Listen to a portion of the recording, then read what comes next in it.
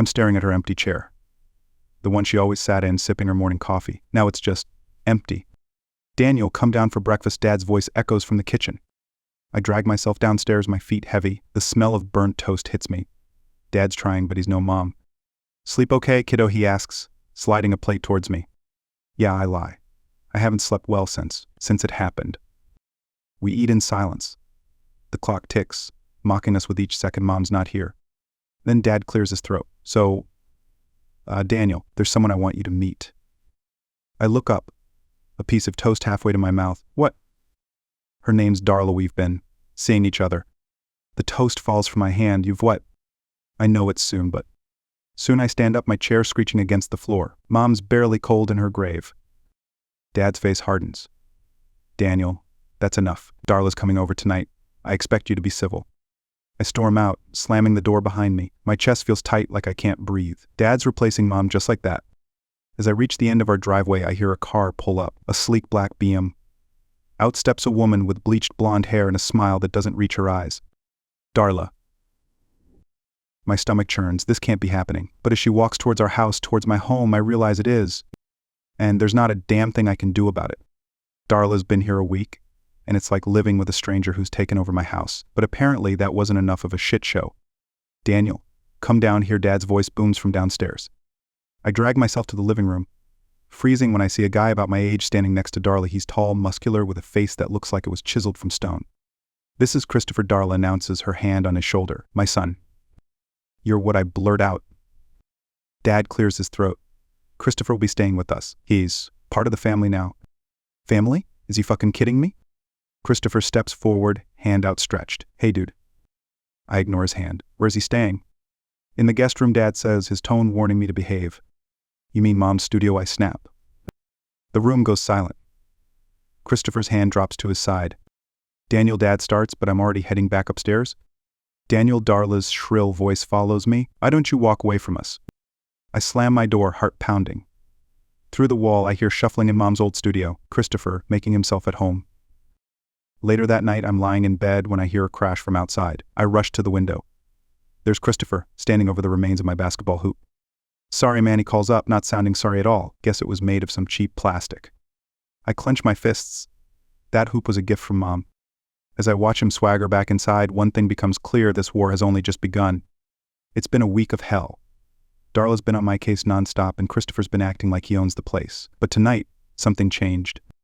I'm lying on my mattress. Yeah, Christopher got my bed when I hear the lock click. The door creaks open. What the F? I start, sitting up. Shay, Christopher whispers, slipping inside. It's just me. I squint in the darkness. What do you want? He holds up a plate. Brought you some food. Figured you might be hungry after. After Darla locked me in here all day. Yeah. Why, I ask, suspicious. Christopher sighs, sitting on the edge of my mattress. Look, I know things have been rough, but I'm not the enemy here. Okay. I snatched the sandwich off the plate. Could have fooled me. That thing with the hoop. That was an accident. I didn't know it was special. I take a bite, considering his words. Why are you really here, Christopher? He's quiet for a moment. I've been where you are, new family, feeling like an outsider. It sucks. Yeah, I mutter. It does. We sit in silence for a while, the only sound my chewing. Then Christopher speaks again. I'm sorry about your mom, he says softly. I never knew mine, but I can imagine how much it hurts. Something in his voice makes me look up. In the dim light, I see a vulnerability I hadn't noticed before. Thanks, I say, surprised by how much I mean it.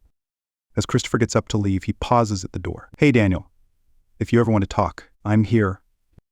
After he's gone, I lie back on my mattress, staring at the ceiling. For the first time since he arrived, I'm thinking that maybe, just maybe, Christopher isn't so bad after all.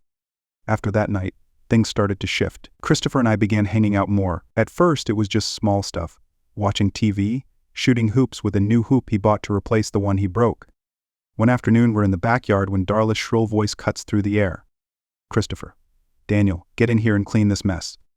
I roll my eyes. God, she's always on our case. Christopher chuckles. Yeah, she can be a bit much. A bit? She's a freaking nightmare. He goes quiet for a moment. She wasn't always like this. I look at him, surprised. What do you mean? After my dad left, she changed.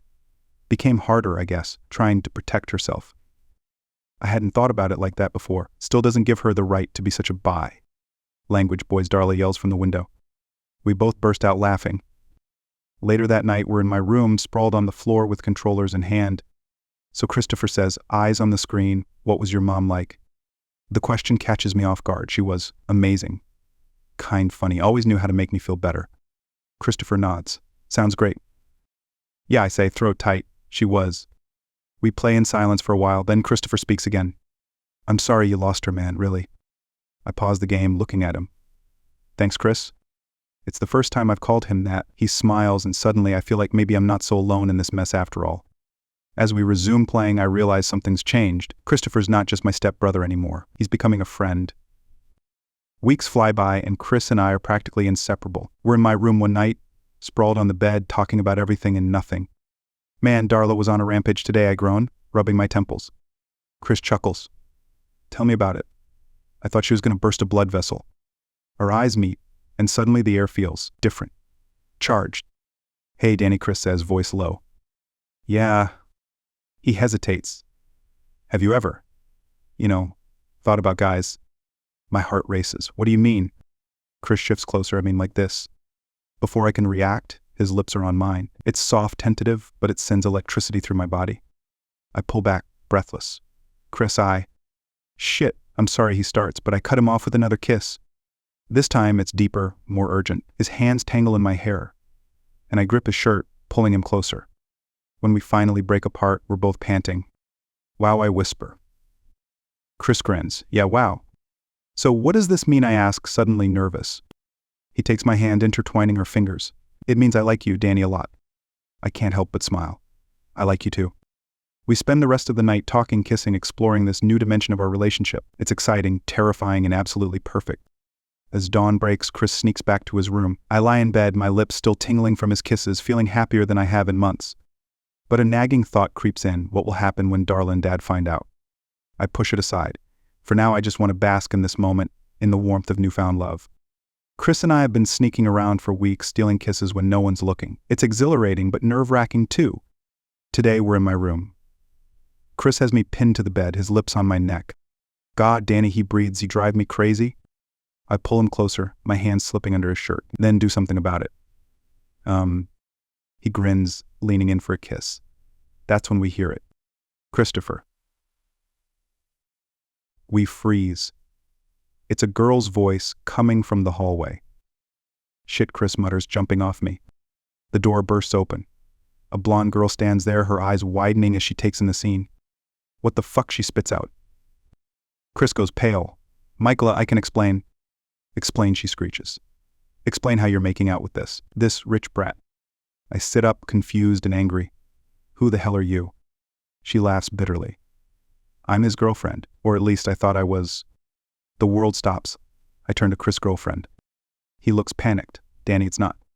Save it, I snap, getting off the bed. How could you? Michaela's still ranting. I've been trying to reach you for weeks, and this is what you've been doing. Chris tries to grab my arm. Please, let me explain. I jerk away from him. Explain what? How you've been lying to me. Playing me. No, it's not like that. Both of you, get out, I say, my voice shaking. Michaela storms out, but Chris hesitates. Danny, please. Out, I yell.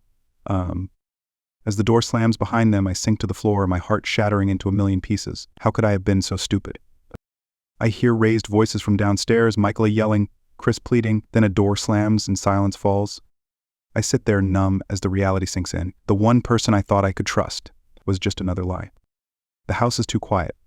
It's been 3 days since the shitstorm with Michaela, and I haven't left my room except to piss. There's a knock at the door. Daniel, it's Dad, son. We need to talk.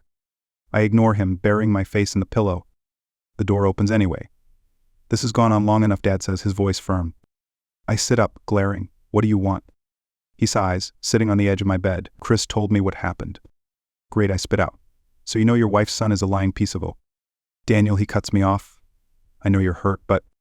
Hurt, I laugh bitterly. I'm fucking devastated, Dad, and you want to know the worst part? I thought he cared about me. Dad's quiet for a moment. Then, he does care, Daniel. He's been a mess these past few days. Good, I mutter, but my heart clenches. He wants to explain, Dad says softly. Will you let him? I shake my head. I can't see him right now. Dad nods, standing up. Okay, but you can't hide in here forever. As he reaches the door, I speak up. Dad, can you send him away? What? Chris, I want him gone. Please. Dad looks at me for a long moment, then nods. If that's what you want. An hour later, I hear a car start up outside. I peek through the curtains, watching Chris load his bags into the trunk. He looks up at my window, his face a mask of misery. For a second, our eyes meet. Then I let the curtain fall, turning away. As the car drives off, I feel a mixture of relief and emptiness. Chris is gone, just like I wanted. So why does it feel like I've made a terrible mistake? It's been 2 weeks since Chris left. 2 weeks of me moping around the house, snapping at everyone. Even Darla stopped trying to boss me around. I'm lying in bed, staring at the ceiling when there's a knock at my door. What I groan. Dad pokes his head in. Hey, kiddo, can we talk? I shrug and he takes it as a yes, sitting on the edge of my bed. You know he starts. When your mom died, I thought I'd never be happy again. I tense up. We never talk about Mom. But then I met Darla, he continues. And yeah, she's not perfect, but she made me realize it was okay to love again. What's your point, Dad? I mutter. He sighs. My point is, sometimes we push away the people we care about because we're scared of getting hurt again. I sit up, anger flaring. Chris hurt me, Dad, he lied to me. Did he, Dad asks gently, or did you not give him a chance to explain? The words hit me like a punch to the gut. I remember Chris's face that day, pleading with me to listen. I start, but the words get stuck in my throat. Dad pats my knee. It's not too late, to hear him out. Oh. As he leaves, I grab my phone. There are dozens of missed calls and texts from Chris. I start scrolling through them. Danny, please let me explain it wasn't what you think. I miss you. The last one sent just yesterday. I still love you. My heart races. I hit the call button before I can chicken out. It rings once, twice. Danny, Chris's voice is hesitant, hopeful. I take a deep breath. Hey, Chris, I think we need to talk. It's Chris's birthday tomorrow, and I've got a plan. After our phone call, we've been talking every day, but it's not enough. I need to see him. Dad, I say over breakfast, I want to throw Chris a surprise party. Dad nearly chokes on his coffee. You what? I explain my plan, words tumbling out in a rush. To my surprise, Dad's on board. I'll call him, invite him over, he says, a smile tugging at his lips. The next 24 hours are a whirlwind. Darla, shockingly, helps with the decorations. Maybe she's not so bad after all. As evening approaches, my nerves are shot. What if he doesn't come? What if he's moved on? Then I hear a car pull up. He's here, Dad whispers, ushering everyone into position. The front door opens. Hello, Chris's voice echoes through the house. I step out from my hiding spot. Surprise, I say softly. Chris freezes, his eyes wide. Danny. Before I can respond, everyone jumps out, shouting surprise. Chris looks overwhelmed, his gaze darting around before settling back on me. As the party gets going, I pull Chris aside. Can we talk? We slip out to the backyard, the music from inside fading. I can't believe you did this, Chris says, his voice thick with emotion. I take a deep breath. Chris, I'm sorry. I should have let you explain about Michaela. He shakes his head. No, I'm sorry. I should have told you about her from the start. She's my ex, Danny. We broke up months ago, but she couldn't accept it. Relief washes over me. So you're not? No, he says firmly. There's only you, Danny. It's always been you. I step closer, my heart pounding. I love you, Chris. I was an idiot to send you away. His hand cups my face. I love you too. God, I've missed you. As our lips meet, I know this is it. This is where I belong. The party's winding down, but Chris and I are still in our own little world. We're curled up on the porch swing, my head on his shoulder, his arm around me. So Chris murmurs, what happens now? I look up at him, tracing the line of his jaw with my finger. Now we do this right. He raises an eyebrow. Oh yeah. And what does right look like? Instead of answering, I kiss him. It's slow, deep, full of promise. When we break apart, both breathless, I whisper, it looks like this. Chris grins, pulling me closer. I like the sound of that. Just then, the porch light flicks on. We jump apart like guilty teenagers. Boys, it's Darla, of all people. Everything okay out here? I brace for the worst, but to my surprise, she's smiling. Yeah, Chris says, taking my hand. Everything's perfect. Darla's eyes flick to our intertwined fingers. She nods, her expression softening. Good, don't stay up too late. As she heads back inside, Chris and I exchange shocked looks. Did that just happen? I ask. Chris laughs, shaking his head. I guess miracles do happen. We settle back into the swing, the night wrapping around us like a blanket. You know, I say, I never thought I'd be happy again after Mom died. But now. Chris kisses the top of my head. Now. I smile, snuggling closer. Now I've got you, and it feels like coming home. Home, Chris repeats, his voice warm. I like that. As we sit there wrapped in each other's arms, I realize something. This house, once filled with pain and loss, is starting to feel like home again. And with Chris by my side, I'm ready to face whatever comes next. Our story isn't perfect. It's messy and complicated and real, but it's ours. And that's all that matters.